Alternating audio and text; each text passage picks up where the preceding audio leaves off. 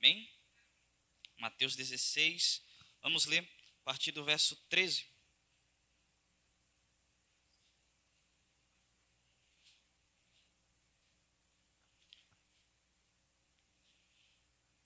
Mateus 16, 13, vamos ler. E chegando Jesus às partes de Cesareia de Filipe, interrogou os discípulos, dizendo: quem dizem os homens ser o Filho do Homem? E eles disseram: uns João Batista, outros Elias, e outros Jeremias ou um dos profetas. Disse-lhe eles: e vós, quem dizeis que eu sou? E Simão Pedro respondendo disse: tu és o Cristo, o Filho do Deus vivo. E Jesus respondendo disse-lhe: bem-aventurado és tu, Simão Bar-Jonas, porque tu não revelou a carne e o sangue, mas meu Pai que está nos céus. Podemos sentar, meus irmãos.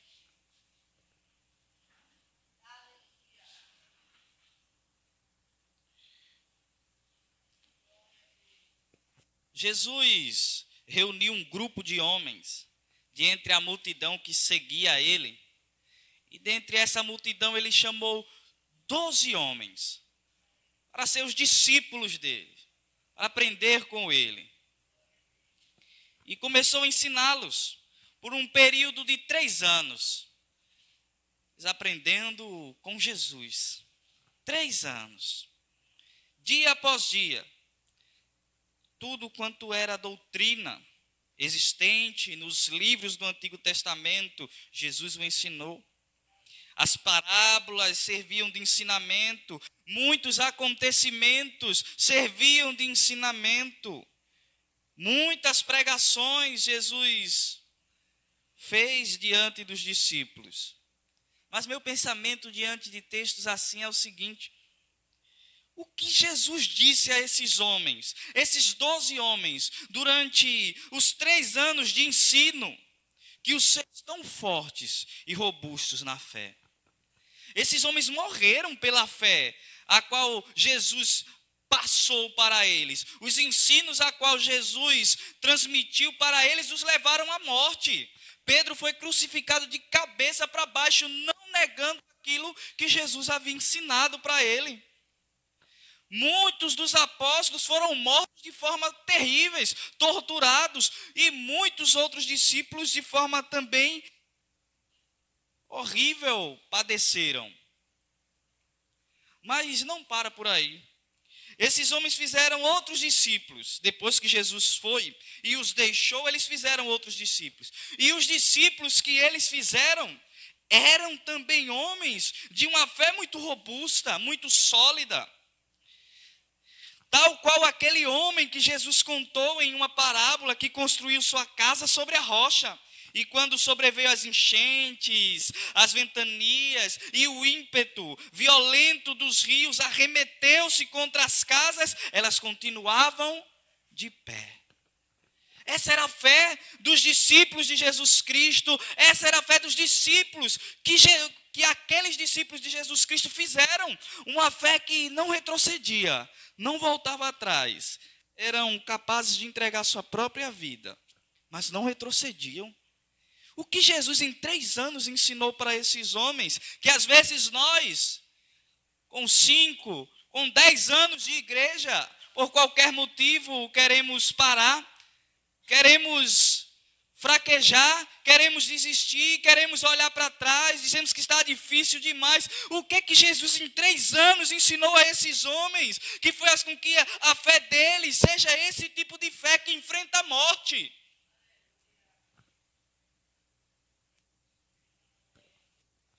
O que era ensinado para eles que falta hoje? Com toda certeza falta algo. Vemos pessoas frustradas na igreja todos os dias. Vemos pessoas entrando e saindo da igreja todos os dias. A fé não é robusta, forte, sadia e nem mesmo sólida. É uma fé que simplesmente vira as costas para Jesus. Quando alguém decide sair da igreja, não é para mim ou para algum dos líderes que este está virando as costas, porque o seu compromisso assumido não foi comigo ou com algum dos líderes da igreja, foi com o próprio Cristo. Você veio aqui render-se a Ele, não a nós. Esse quesito, a gente não pode pesar a mão de um lado só. Não é só culpa da igreja. Entretanto, não podemos acusar desmedidamente o púlpito ou os mestres que estão lá ensinando. Isso é uma via de mão dupla. Os dois têm culpas. Porém, para nós o encargo é ainda maior, porque a Bíblia diz que os mestres, eles darão mais duro juízo por seus encargos, por suas responsabilidades, por suas atribuições. É melhor para nós líderes vermos alguém fraquejar, e nós não queremos isso, com a gente ensinando, do que ele fraquejar por falta do nosso ensino. Porque cairá sobre nós um peso muito grande. Concordo com o pastor Hernandes Dias Lopes quando ele diz: o maior campo missionário no Brasil é a igreja. Pois dentro da igreja existem pastores e mestres que estão trabalhando duro para converter gente que pensa ser crente de verdade só por estar na igreja. A igreja se tornou o maior campo missionário que nós temos hoje. Nós estamos evangelizando hoje gente que deveria ser crente há muito tempo, devido ao tempo de igreja que tem. Há um autor americano que em certo livro, ele vai tentar retratar sobre esse problema dentro da nação dele. E ele diz assim, parafraseando: o problema é que as portas da entrada da igreja foram escancaradas, tanto quanto as da saída. E o que é que ele estava querendo dizer com isso? Que entrar na igreja hoje é muito fácil, e sair dela é mais fácil ainda. As pessoas entram por qualquer motivo e saem, mesmo sem ter motivo nenhum para sair. Simplesmente ela acordou de mau humor com a vida e disse: não vou à igreja hoje. Como é que faz para entrar na igreja hoje? Alguém pregue ao final do culto, faz uma pergunta se as pessoas querem aceitar Jesus. Se alguém disser sim, pronto.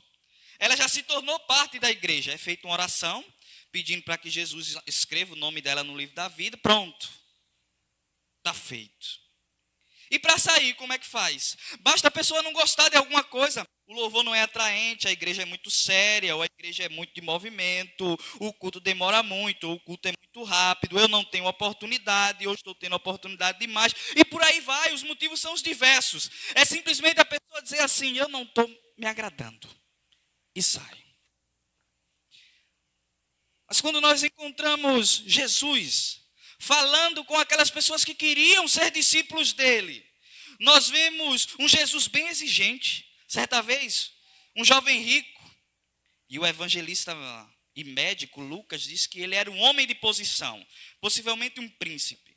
Ele veio até Jesus com uma pergunta nobre. Ele perguntou o que deveria fazer para ter a vida eterna, e Jesus respondeu com a segunda tábua da lei. Disse para ele os mandamentos que estão escritos na segunda tábua. Aqueles mandamentos que o resumo deles é: amarás ao teu próximo como a ti mesmo. E o jovem responde que desde muito cedo ele obedecia à lei de Deus. Nesse momento Jesus apresenta para ele a primeira tábua da lei. E a primeira tábua da lei é onde fala do nosso relacionamento com Deus. É quando se resume naquele texto que diz assim: amarás a Deus sobre todas as coisas. Essa primeira tábua é que deixa esse jovem atônito, porque Jesus não diz a ele simplesmente assim: amarás a Deus sobre todas as coisas. Jesus toca no ponto em que ele estava preso e por isso não amava a Deus sobre todas as coisas. Ele pediu que o jovem vendesse tudo quanto tinha e desse aos pobres, e então o seguisse. E o jovem percebeu que ele não amava a Deus sobre todas as coisas, porque o coração dele estava preso às riquezas, e ele não conseguiu largar tudo e seguir a Jesus. O que é que ele fez? Entristecido, saiu.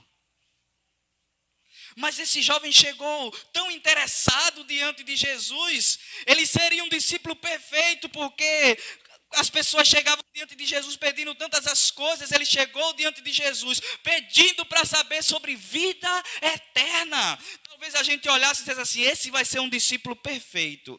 Jesus não aceitou ele prontamente. Jesus começou a fazer exigências. Jesus começou a fazer questionamentos. Jesus nunca tornou a porta larga. A porta sempre foi estreita. A porta de entrada para o reino do Senhor sempre foi estreita. Ele nunca escancarou a porta porque o jovem era rico, ou porque era de boa família, ou porque alguém era de boa reputação, ou porque alguém era íntimo, ou porque alguém tinha alguma coisa, ou deixava de ter. Não, a porta é estreita para o preto, para o branco. A porta é estreita para o rico e para o pobre. A porta é estreita para todos aqueles quanto querem a vida eterna. A porta será estreita.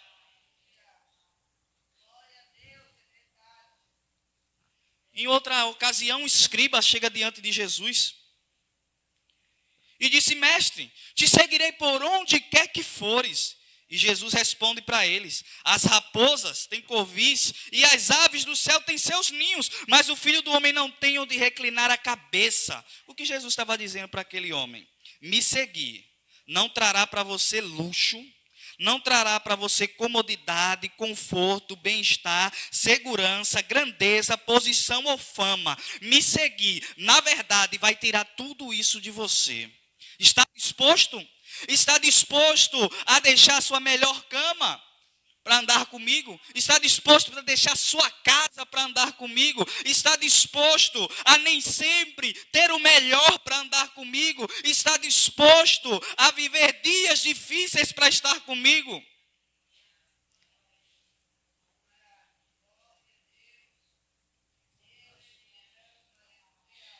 Chega outro. E Jesus é quem chama a ele. Jesus diz assim a ele: segue-me. E ele diz assim: mas Jesus, deixe-me primeiro enterrar o meu pai. E Jesus responde a ele: deixe os mortos sepultar os seus mortos. Tu, porém, vai e prega o reino de Deus. O que Jesus estava dizendo para ele é que, por vezes, seguir a Jesus não vai ser algo cômodo, mas vai ser algo que vai doer. Pois nos colocará diante de decisões difíceis. A tradição deles ensinava que o filho não deveria abandonar seus pais no infortúnio. E esse homem sabia que Jesus poderia ir a qualquer lugar e poderia ir muito longe, a ponto do filho nunca saber se o pai estava ainda vivo ou morto. E ele pede a Jesus que esperasse um pouco. E a resposta de Jesus para ele é que não há como esperar. O reino de Deus é agora. O reino de Deus é urgente. Essa mensagem é agora. Não tem como esperar. Ou ele largava tudo e seguia, ou ele ficava para trás com o restante da multidão. Há algumas posições sobre esse texto. A primeira é que talvez o pai desse jovem não estivesse morto e ele estivesse esperando para cumprir a tradição, pois a tradição dizia que o filho é que tinha que fazer o sepultamento do pai. Talvez ele não tivesse morto. Há uma outra posição que diz que talvez ele disse isso pela questão da herança. Ele disse assim: olha, Jesus, eu não tenho condições de te servir agora, eu não tenho nada.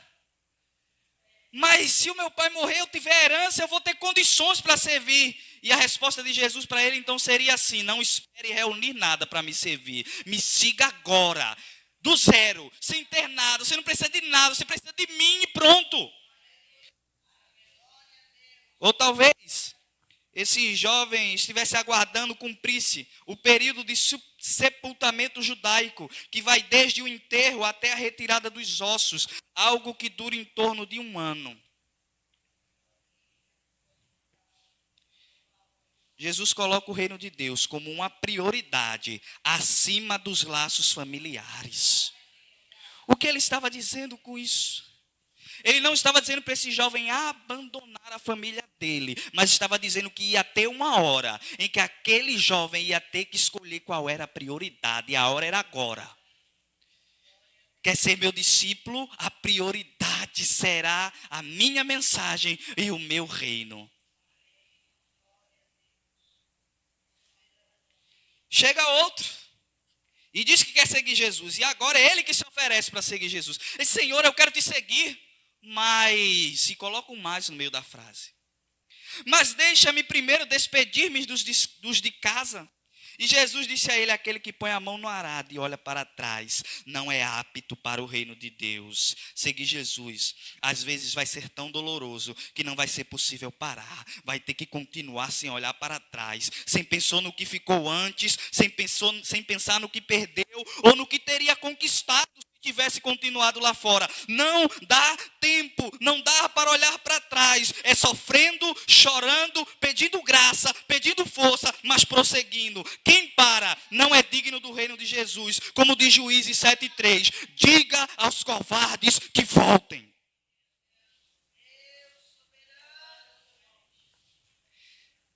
Jesus nunca escancarou as portas para quem queria seguir ele. Ele sempre mostrou uma porta estreita. O que fica claro nas mensagens de Jesus é isso. Eu vos tenho dito isso, para que em mim tenhais paz. No mundo tereis aflições, mas tende bom ânimo. Eu venci o mundo. A nossa paz é Cristo. A nossa paz não consiste nos estados de ânimo que esse mundo pode nos causar. A nossa paz reside nele. E porque ele vive, podemos crer no amanhã. E porque ele está vivo, a nossa esperança não está no novo presidente, não está no que quer que se levante. Pode se levantar o anticristo hoje, mas a nossa esperança está em Cristo. Ele é a nossa paz.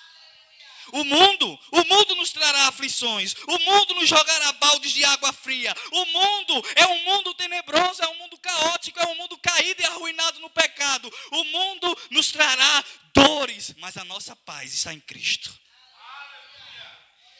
E nós já chegamos em um mundo que está conquistado pelo nosso Senhor. Tende bom ânimo, eu venci o mundo. Aquele que nos traz a paz já conquistou para nós a vitória final. O mundo pode até nos tirar a vida, como tirou de muitos discípulos de Cristo antes, mas a morte nada o pôde fazer para aqueles homens, senão entregá-los diante do Pai deles. O mundo não pode fazer nada a nós, se não nos entregar nos braços do nosso Pai. Essa é a diferença que existe entre o ensino de Jesus e o ensino moderno. Os pregadores hoje parecem amar mais as pessoas do que Jesus amou. Por isso pregam sermões adocicados, açucarados e mascarados. Achar o evangelho nessas pregações é um desafio. Não tem uma gota. Usam a Bíblia para amaciar a carne dos ouvintes, quando na verdade a carne deveria ser morta. Ela está sendo amaciada. E está sendo amaciada pela mensagem de um Jesus falso. Isso tudo para não ofender as consciências de ninguém e permitir que todos continuem com seus nomes no livro de membros da igreja. Porém, sem ter os seus nomes nunca escritos no livro da vida. Jesus nos mandou fazer discípulos, e quando ele nos mandou fazer discípulos, ele disse assim: ide, portanto, fazer discípulos de todas as nações, batizando-os em nome do Pai, do Filho e do Espírito Santo, ensinando-os a guardar todas as coisas que vos tenho ordenado. Fazer discípulo é assim: você quer aceitar Jesus? Quero aceitar Jesus. Você acabou de entrar na escola de curso intensivo de andar com Cristo, viu? A partir de agora você vai aprender o que é andar com Jesus, amém? Tem muito que aprender ainda. Você quer Jesus? Quero Jesus, venha cá ser batizado. Agora você está com Cristo, mas agora é que você vai aprender, porque agora é que começou. Agora é que a gente vai começar a ensinar todas as coisas que Jesus nos ensinou e que devemos guardar.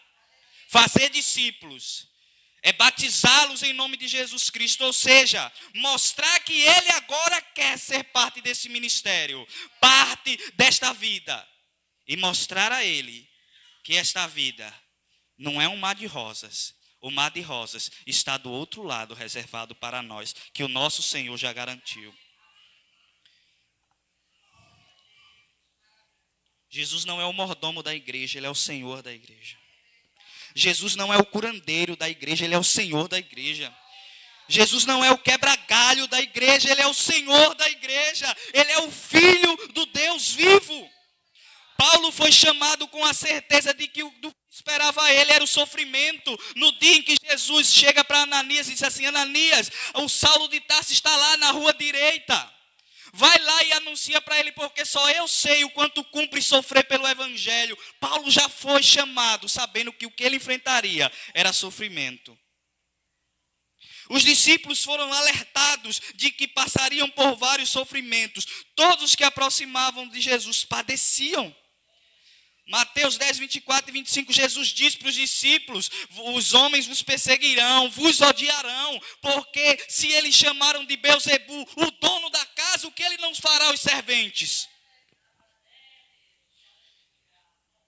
Em Mateus 5,11, nas bem-aventuranças, ele vai: bem-aventurado quando vos perseguirem e vos injuriarem e disserem todo mal contra vós, porque grande é o vosso galardão. Em 2 Timóteo 3,12 vai dizer assim: todo aquele que quiser viver piedosamente em Cristo passará por grandes tribulações. E no texto que nós lemos, nós encontramos tudo isso. Mateus capítulo 16, verso 13. E chegando Jesus às partes de Cesareia de Filipe, interrogou seus discípulos dizendo: quem dizem os homens ser o filho do homem? E disseram: um João Batista, outros Elias e outros Jeremias ou um dos profetas. O que é isso aqui? Jesus está chegando em outra cidade, vai pregar naquela cidade. E ele sabe que os discípulos já sabiam a fama que percorria sobre ele de cidade em cidade. Diz assim: e agora? O que é que estão dizendo de mim nessa cidade aqui? Aí eles disseram assim: olha, aqui nessa cidade, uns dizem que o Senhor é Elias, outros dizem que o Senhor é João Batista, outros dizem que o Senhor é Jeremias. A resposta é muito interessante. Se a gente passar direto, a gente perde muita coisa. Sabe por quê? Quem eram esses profetas que estavam igualando a Jesus? Só gente de mensagem dura. Era só gente de mensagem dura. João Batista dizia para o imperador da cidade: você é um prostituto, porque você está possuindo a mulher do seu irmão. Isso não é permitido fazer. Mas o imperador da cidade sabia que ele era profeta, sabia que ele estava falando a verdade e temia fazer qualquer coisa contra ele. Elias, meu Deus, Elias colocou o dedo no rosto do rei e disse assim: olha, nos próximos anos não haverá chuva nem orvalho de acordo com a minha palavra aqui nessa cidade. E saiu. E a cidade ficou empolvorosa.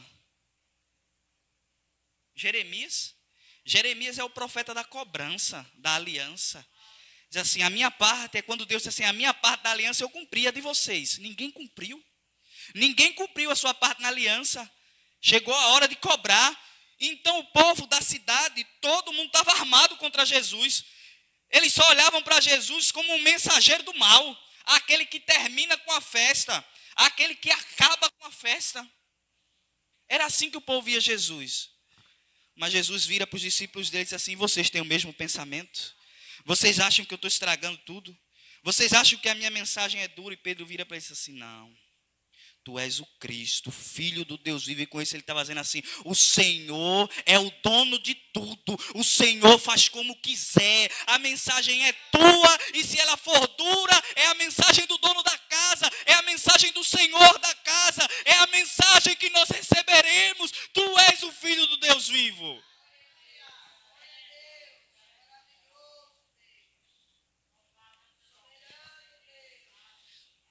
E Jesus diz para ele: não foi carne e sangue que te revelou, mas foi meu Pai. Porque nenhum fator humano é capaz de abrir os olhos de alguém para enxergar a verdade sobre Jesus, senão o próprio Deus. Sabe o que é que vai fazer a diferença? Uma mensagem dessa aqui.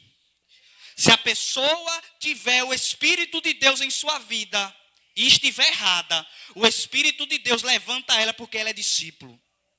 Mas se ela não tiver, ela vai embora. A diferença está aqui. Mas a minha pergunta é: quem é Jesus para você? Alguém que pode curar quando você está doente? Alguém que pode resolver seus problemas quando tudo está dando errado? Alguém que cuida de você quando tudo também não está bom? Alguém que garante que você não vai perder o emprego, ou a sua saúde vai ser sempre boa, ou tudo vai ser sempre mil maravilhas? Eu não tenho dúvida que Jesus pode fazer cada uma dessas coisas. Mas se a nossa esperança e fé em Jesus baseia-se apenas no que Ele tem para fazer por nós nessa vida, estamos perdidos. Lázaro foi ressuscitado, mas onde está Lázaro hoje? Morreu novamente. Bartimeu voltou a ver, mas onde está Bartimeu hoje? Morreu. Os aleijados que foram curados, onde estão hoje? Os que eram surdos e voltaram a ouvir, os que eram leprosos e ficaram limpos, todos quanto foram curados por Jesus, onde estão eles hoje? Todos eles morreram. A nossa esperança em Cristo tem que ser não apenas para essa vida, mas para a eternidade, porque tudo que Jesus fizer por nós aqui, um dia o caixão fará cessar, mas aquilo que Jesus fizer por nossa alma, para a eternidade, ouro, prata não compram, a ferrugem não rouba, o ladrão não possui, a traça não destrói, nada acaba. Ajunteis para vós tesouros no céu. Decida quem você quer ser, um discípulo ou alguém com uma fé falsa. Uma fé que deseja um Jesus criado pelos homens e não Jesus verdadeiro. Todos querem o Jesus que faz o impossível por ele. Mas ninguém quer o Jesus que esmaga o vaso e faz tudo de novo. O discípulo tem uma certeza: as dores vividas neste mundo serão nada comparadas com as glórias que para nós está preparada. Um dia, e então concluiremos, Jesus fez um sermão de rasgar tudo. Rasgar tudo. Jesus bateu nos fariseus, Jesus bateu nos saduceus, Jesus bateu nos escribas, Jesus bateu nos discípulos dele, Jesus bateu em todo mundo que estava ali. Bateu em todos. Aí ele viu a multidão toda se dispersando, todo mundo indo embora. Ele vira para os discípulos dele e diz assim: e vocês não querem ir embora também não? E Pedro se levanta e diz assim: mas mestre, para onde iremos nós, se só tu tens as palavras da vida eterna? As palavras são duras, mas salvam. As palavras são difíceis de engolir. As palavras são de mudança, mas salvam. Aquelas mensagens que só produzem em você alegria, cócegas no estômago, preenche o seu ego. Elas levam à condenação, mas quer uma mensagem que vai salvar a sua vida. É aquela mensagem que quebra o vaso ao meio e faz tudo de novo. Essas palavras têm poder para a vida eterna. Não acreditem em discursos vazios. Jesus tem uma forma de discipular. A porta dele sempre vai ser estreita. Ser discípulo dele sempre vai ser reconhecer que ele é o Senhor. E Deus nos abençoe e continue falando conosco.